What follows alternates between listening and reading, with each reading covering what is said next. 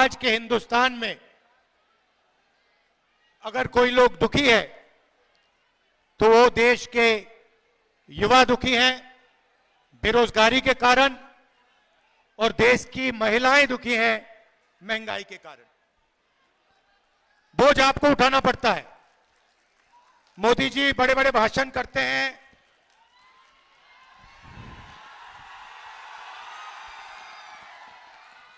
कभी सी प्लेन में चले जाते हैं, कभी समुद्र के नीचे चले जाते हैं, मगर बोझ आपको उठाना पड़ता है।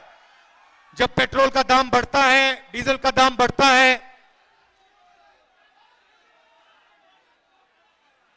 महंगाई बढ़ती है, तो असली चोट असली चोट हमारी माताएं बहनों को लगती है। उनसे कोई पूछने को नहीं आता, अकेली रहती हैं और रोज उनको चोट लगती है। जब भी वो कुछ खरीदने जाती हैं उनको चोट लगती है। नरेंद्र मोदी जी ने उसमें जीएसटी जोड़ दिया, तो जितना टैक्स आप देते हो, जितना टैक्स हिंदुस्तान के गरीब लोग देते हैं, उतना ही अदानी जी देते हैं। आप शर्ट खरीदते हो, जितना टैक्स आप देते हो उतना गौतम अदानी देता है।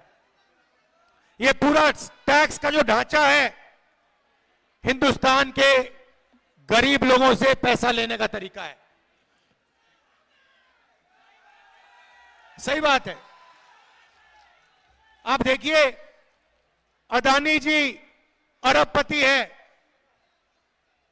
प्राइवेट हवाई जहाज में 24 घंटा उड़ता है, धारावी की उसको जमीन दी जा रही है, 1 लाख करोड़ रुपए की जमीन उसको दी जा रही है, और जितना टैक्स आप देते हो उतना ही वो देता है। अगर आप टी शर्ट खरीदोगे,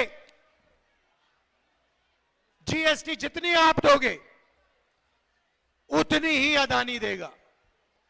तो ये जो नरेंद्र मोदी जी ने जीएसटी का सिस्टम बनाया है, ये गरीबों से चोरी करने का सिस्टम है। और इस देश में गरीब कौन है मैं आपको बता देता हूं। 8% आदिवासी, 15% दलित, 50% पिछड़े वर्ग के लोग, 15% अल्पसंख्यक माइनॉरिटी के लोग, मतलब 90% हिंदुस्तान की आबादी या दलित है, या आदिवासी है, या पिछड़े वर्ग की है, या फिर माइनॉरिटी है। मगर अगर आप देखें, हिंदुस्तान की संस्थाओं को देखें, सरकारी ऑफिसेज में देखें, आपको ये लोग नहीं दिखाई देंगे।